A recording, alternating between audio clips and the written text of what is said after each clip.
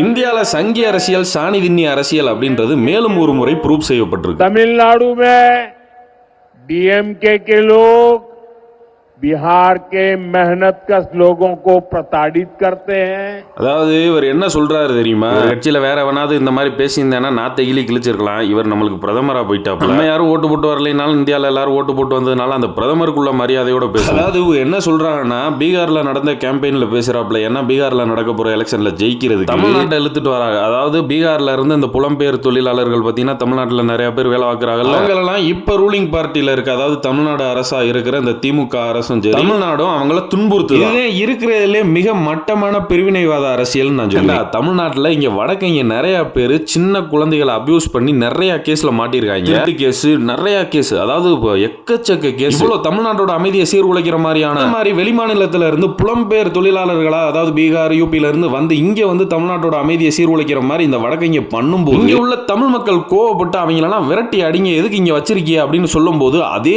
தமிழ் மக்கள் இன்னொரு பாதி பேர் அவங்க எல்லாருமா பண்றாங்க. ஒரு சில பேர் பண்றதுக்கு எதுக்குங்க அவங்கள குறை சொல்றீங்க, பாவம் இருந்துட்டு போட்டுங்க, அவங்களே பொழப்பு தேடி வந்திருக்காங்க. அங்கேயே ரோட்டை தோண்டி இந்த சிமெண்ட் ரோடு போட்ட உடனே அது பின்னாடியே அள்ளிட்டு வந்து அந்த அளவுக்கு வறுமையில இருக்காங்க. நம்ம ஊர்ல வந்து ஏதோ பொழைச்சிட்டு போட்டோம்னு சொல்ற அதே தமிழ் மக்கள் இருக்க ஊர்ல சரி அப்படியே இவர் சொல்ற மாதிரி தமிழ்நாட்டில் அவங்களுக்கு துன்புறுத்தல் நடக்குது அப்படின்னா எப்படி புலம்பெயர் தொழிலாளர்களோட வருகை இன்க்ரீஸ் ஆகிட்டே போகுது? பீகார்ல இருந்து யூபில இருந்து எல்லாத்துல இருந்து இங்க இன்க்ரீஸ் ஆகாம இதை நம்ம சொல்றதை விட இங்க வேலை பார்க்குற பீகார் தொழிலாளிகளே சொல்றா கேளுங்க. तमिलनाडु में काम कर रहे हैं, कोई दिक्कत प्रॉब्लम नहीं है, आराम से सेफ से काम कर रहे हैं. जी यहाँ पर हम लोग यहाँ पर बढ़िया से रहते हैं. तमिलनाडु में कोई डिस्टर्ब नहीं और यहाँ की गवर्नमेंट सरकार बढ़िया है.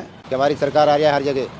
अभी जी मैं यहाँ पे खुश हूँ और यहाँ पे कोई प्रॉब्लम नहीं है. நிறைய பேரை பேட்டி எடுத்திருக்காங்க, கொஞ்சம் பேரை தான் போட்டிருக்கேன். அவங்களாம் என்ன சொல்றாங்கன்னா இங்க எந்த ப்ராப்ளமும் இல்லை, நாங்க நல்லா வாழ்ந்துகிட்டு தான் இருக்கோம், அரசாங்கம் அதெல்லாம் எதுவுமே எங்களுக்கு டார்ச்சர்லாம் கொடுக்கறது இல்லை, அவ்வளோதான் முடிஞ்சு போச்சு, இதுக்கு மேலே எக்ஸ்பிளைன் பண்ண தேவையில்ல. சரி இந்த கோவிட் நடந்துச்சுல, அப்போ வந்து இங்க இருந்து புலம்பெயர் தொழிலாளர்கள்லாம் அவங்களோட வீட்டுக்கெல்லாம் போகணும்னு நினைச்சாங்க. 4-5 நாள் நடந்தே போனாங்களே, அவங்களோட உடமையெல்லாம் எடுத்துக்கிட்டு புள்ள குட்டிகளை தூக்கிக்கிட்டு நடந்தே 4-5 நாள் போனாங்களே, அப்ப ட்ரெயின் வசதி எதுவும் ஏற்படுத்தி கொடுத்தாரா? அதே போல எலெக்ஷன் டயத்துல மட்டும் உங்களுக்கு திடீர் அக்கறை வந்துருது. அப்படி அவ்வளோ அக்கறை இருந்துச்சுன்னா பீகாருக்குள்ளேயே அவங்க நல்லா வாழ்ற மாதிரியான ஒரு வாழ்வாதாரத்தை ஏன் ஏற்படுத்தி கொடுக்க முடியல? சொல்லுங்க. என்ன என்னாச்சு? What's going on? அரங்கனார குரங்கனார ஆகிட்டான். ஆள் சொல்லியா குளிக்கிறான் பாரு, சொக்க மடனாயானால. தமிழ்நாட்டுக்குள்ள நுழையிறதே ரொம்ப கஷ்டமா இருந்த நிலையில இவங்க இப்ப கூட்டணி ஆட்சியில இருக்கிற அந்த ஸ்டேட்ல ஜெயிக்கிறது கூட தமிழ்நாட்டை சொல்லி தான் ஜெயிக்கும் போல. மனசு இல்லனாலும் அதான் நேசம்.